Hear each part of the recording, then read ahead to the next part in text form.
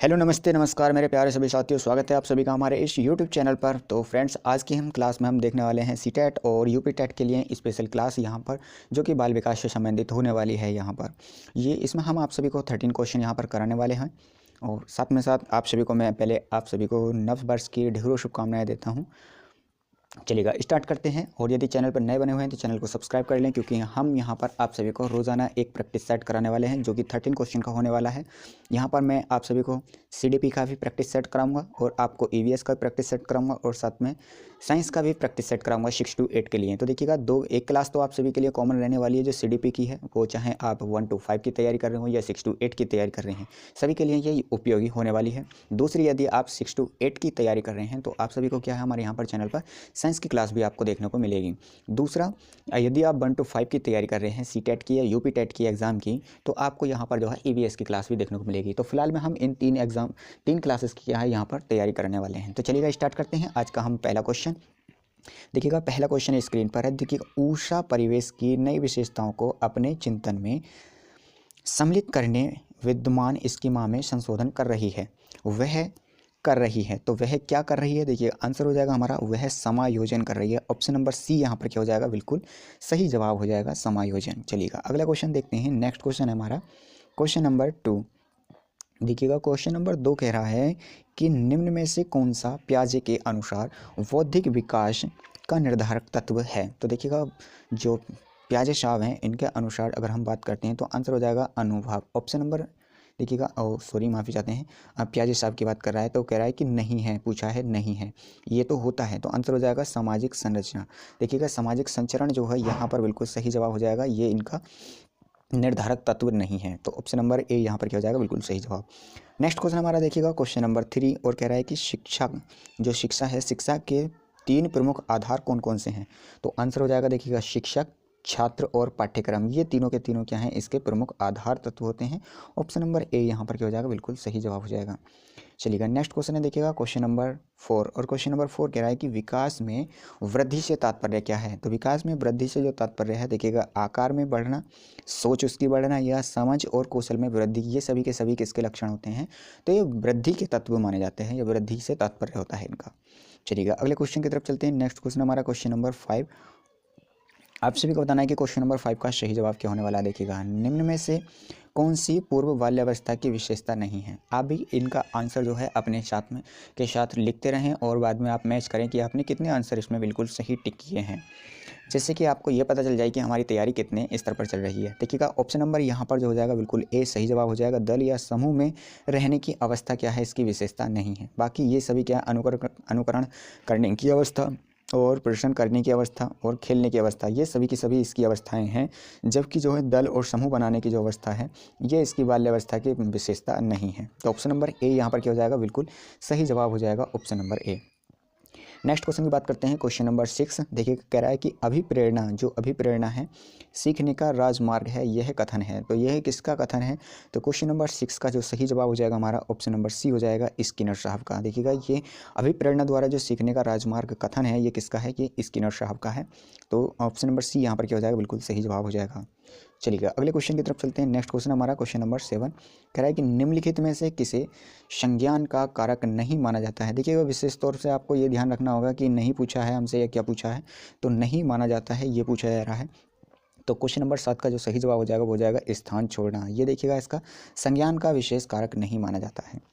अगला क्वेश्चन है, खाली स्थान प्रक्रिया द्वारा शिक्षक निकट रूप से जुड़े होते हैं। तो देखिएगा, किसके द्वारा निकट रूप से जुड़े होते हैं? तो आंसर हो जाएगा अधिगम। देखिएगा, अधिगम प्रक्रिया द्वारा शिक्षक निकट रूप से जुड़े होते हैं। ऑप्शन नंबर बी यहाँ पर क्या हो जाएगा, बिल्कुल सही जवाब हो जाएगा।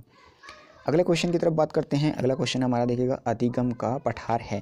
तो देखिएगा, अधिगम का जो पठार होता है, इसका सही जवाब क्या हो जाएगा? देखिएगा, अधिगम में अवरुद्ध वर्धन होता है, वो इसका क्या करता है, वो पठार होता है। ठीक है, तो ऑप्शन नंबर बी क्या हो जाएगा, यहाँ पर बिल्कुल सही जवाब हो जाएगा। नेक्स्ट क्वेश्चन की तरफ चलते हैं और अगले क्वेश्चन की बात करते हैं। Question number 10। क्वेश्चन नंबर 10 कह रहा है कि एक उद्दीपक जो बिना किसी प्रयोगात्मक फेरबदल के अनुक्रिया उत्पन्न करता है, उसे क्या कहते हैं? तो देखिएगा, इसका जो सही जवाब हो जाएगा हमारा क्वेश्चन नंबर 10 का, वो हो जाएगा अनुबंधन रहित उद्दीपक। ऑप्शन नंबर बी यहाँ पर बिल्कुल सही जवाब हो जाएगा। चलिएगा स्टार्ट करते हैं। नेक्स्ट क्वेश्चन हमारा देखिएगा क्वेश्चन नंबर 11। कह रहा है कि जो अधिगम है, अधिगम का अंतर्दिष्ट सिद्धांत किसके द्वारा प्रतिपादित किया गया था? तो देखिएगा, अधिगम का जो अंतर्दिष्ट सिद्धांत था ये किया गया था वोल्फहैगन के द्वारा किया गया था, कोहलबर्ग के द्वारा। चलिएगा, नेक्स्ट क्वेश्चन हमारा देखिएगा क्वेश्चन नंबर 12। कह रहा है कि व्यवहार का करना पक्ष खाली स्थान में आता है। तो देखिएगा, व्यवहार का करना जो आता है वो किस में आता है? सीखने के गतिक क्षेत्र के अंतर्गत आता है। ऑप्शन नंबर ए यहाँ पर बिल्कुल सही जवाब हो जाएगा। अगला क्वेश्चन है हमारा क्वेश्चन नंबर 13, और क्वेश्चन नंबर 13 कह रहा है कक्षा 1 और 2 स्तर के बच्चे। देखिएगा, कक्षा 1 और 2 के जो बच्चे हैं वो क्या करते हैं? वो मूर्त अनुभवों से शीघ्र सीखते हैं। ऑप्शन नंबर बी क्या हो जाएगा? बिल्कुल सही हो जाएगा। वो मूर्त रूप से वस्तुओं से क्या होते हैं? अधिक जल्दी सीखते हैं। नेक्स्ट क्वेश्चन की बात करते हैं, क्वेश्चन नंबर 14। देखिएगा, यहाँ कह रहा है कि शिक्षण की योजना विधि में शिक्षक की भूमिका होती है। तो शिक्षक की भूमिका क्या होती है? आंसर हो जाएगा हमारा, देखिएगा, वो मित्र होना चाहिए, और दार्शनिक होना चाहिए, और कैसा होना चाहिए? वो निर्देशक होना चाहिए। तो ऑप्शन नंबर सी यहाँ पर क्या हो जाएगा? बिल्कुल सही जवाब हो जाएगा, ऑप्शन नंबर सी। चलिएगा, नेक्स्ट क्वेश्चन की बात करते हैं। अगला क्वेश्चन हमारा देखिएगा, प्राथमिक कक्षा में शिक्षक के लिए निम्नलिखित में से किसका ज्ञान होना सर्वाधिक आवश्यक है? तो इनमें से कौन सा ऐसा तत्व है जिसका सर्वाधिक ज्ञान होना चाहिए एक शिक्षक को? तो क्वेश्चन नंबर अगर हम 15 की बात करते हैं तो यहाँ पर हो जाएगा बाल मनोविज्ञान। तो ऑप्शन नंबर ए यहाँ पर बिल्कुल सही जवाब हो जाएगा। यदि बाल मनोविज्ञान का उसको शिक्षक को ज्ञान है तो वो बच्चों को अच्छे से पढ़ा सकता है। नेक्स्ट क्वेश्चन की बात करते हैं, क्वेश्चन नंबर 16, और क्वेश्चन नंबर 16 में कह रहा है कि विशेष शिक्षा, जो विशेष शिक्षा है इससे संबंधित है। तो किससे संबंधित है विशेष शिक्षा? तो आंसर हो जाएगा, देखिएगा, विकलांगों के लिए शैक्षिक कार्यक्रम। यह हमारा ऑप्शन नंबर डी यहाँ पर क्या हो जाएगा? बिल्कुल सही जवाब हो जाएगा। अगला क्वेश्चन हमारा देखिएगा, हस्तशिल्प की शिक्षा दी जानी चाहिए। तो हस्तशिल्प की जो शिक्षा है वो दी जानी चाहिए। आप सभी को बताना है इसका सही जवाब क्या हो जाएगा।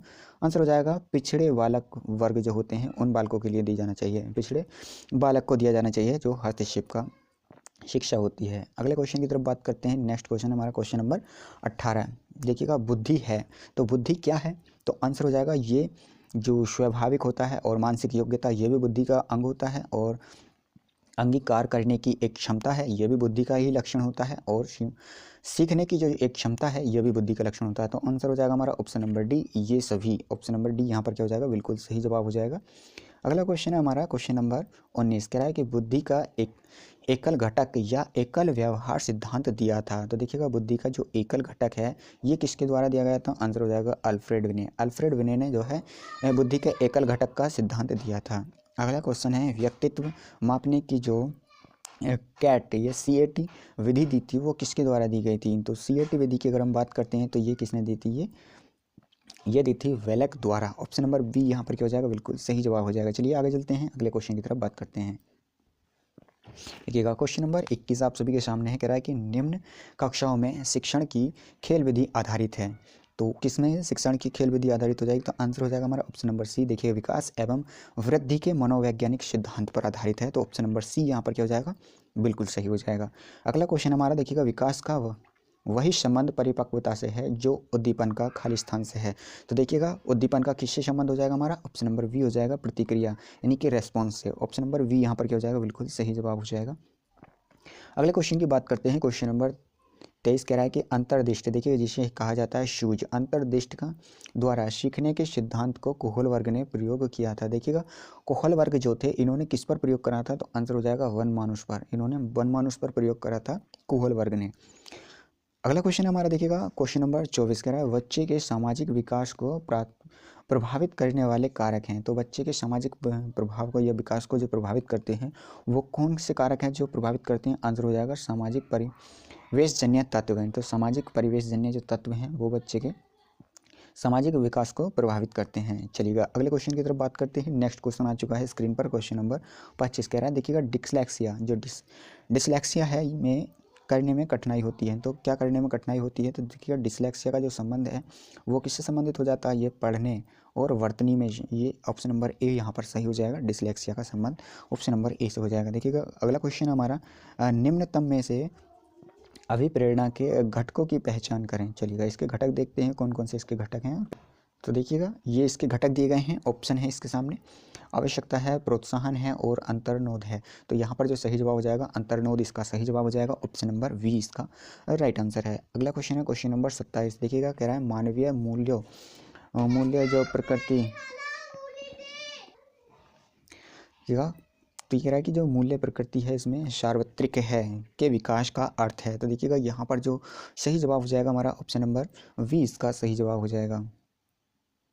बी क्या हो जाएगा, इसका सही जवाब हो जाएगा अंगीकरण, तो अंगीकरण हो जाएगा। चलिए एक मिनट तो फ्रेंड्स, इसका जो क्वेश्चन नंबर 26 था, क्वेश्चन नंबर 26 फिर से देखते हैं एक बार। देखिएगा ये क्वेश्चन इसमें कहा गया था कि निम्नलिखित में से अभिप्रेरणा के घटक की पहचान करनी है। तो देखिएगा अभिप्रेरणा का जो घटक होता है हमारा, आवश्यकता भी अभिप्रेरणा का घटक होता है, प्रोत्साहन भी अभिप्रेरणा का घटक होता है, अंतर्नोद भी अभिप्रेरणा का घटक होता है। तो माफ़ी चाहते हैं, मैंने गलती से इस पर ऑप्शन नंबर वी टिक करा था, जबकि ये तो सभी के सभी के होते हैं। इसका सही जवाब हो जाएगा ऑप्शन नंबर डी, इसका सही जवाब हो जाएगा। और देखिएगा अगला क्वेश्चन है मानवीय मूल्यों जो प्रकृति में सार्वत्रिक है के विकास का अर्थ है। तो देखिएगा विकास का जो अर्थ हो जाएगा यहाँ पर क्या हो जाएगा, तो अंगीकरण हो जाएगा। ऑप्शन नंबर वी यहाँ पर इसका सही जवाब हो जाएगा।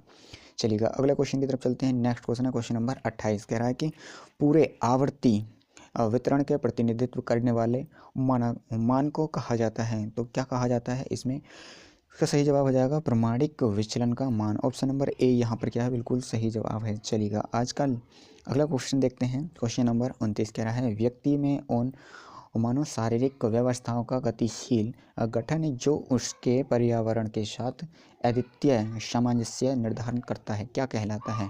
तो देखिएगा उसको क्या कहते हैं, उसको कहते हैं व्यक्तित्व कहते हैं। ऑप्शन नंबर ए यहाँ पर क्या हो जाएगा, बिल्कुल सही जवाब हो जाएगा। अगला क्वेश्चन हमारा देखिएगा लास्ट क्वेश्चन, क्वेश्चन नंबर 13 कह रहा है निम्न में से कौन सा बुद्धि का सिद्धांत नहीं है। तो देखिएगा बुद्धि का सिद्धांत नहीं है, एक तत्व का सिद्धांत ये विनय साहब ने दिया था, दो बुद्धि का सिद्धांत टर्मन ने दिया था, और बहुबुद्धि का सिद्धांत किसने दिया था, ये बहुबुद्धि का सिद्धांत। ये तीनों के तीनों होते हैं, जबकि प्रत्यागमन का सिद्धांत कोई सिद्धांत नहीं होता है। ऑप्शन नंबर सी यहाँ पर क्या हो जाएगा, बिल्कुल सही जवाब हो जाएगा। उम्मीद करते हैं आप सभी को ये CDP के जो 30 क्वेश्चन थे ये मॉक टेस्ट के रूप में आप सभी को बेहद अच्छे से समझ में आए होंगे, और साथ के साथ आपने इनको टेस्ट के रूप में इनका प्रयोग करा होगा। तो मिलते हैं नेक्स्ट क्लास में। यदि आप सभी ने अभी तक चैनल को सब्सक्राइब नहीं करा तो चैनल को सब्सक्राइब कर लें, साथ के साथ बेल आइकन को भी ऑन कर लें। आप सभी को बाकी जो सब्जेक्ट कराएंगे, जैसे कि हम EVS का बात कर रहे थे और साइंस की बात कर रहे थे, वहाँ पर आप सभी को क्या कराने वाले हैं, प्रीवियस ईयर के क्वेश्चन कराने वाले हैं। CDP में हम मॉक टेस्ट के रूप में ले रहे हैं इसको। इसकी थ्योरी क्लास भी क्या है, जब हम मैराथन स्टार्ट करेंगे उस समय आपको इसकी थ्योरी क्लास और PYQs दोनों का दोनों कंटेंट दिया जाएगा यहाँ पर। तो मिलते हैं नेक्स्ट क्लास में, तब तक के लिए जय हिंद, वंदे मातरम, और नए साल के आप सभी को ढेरों शुभकामनाएं।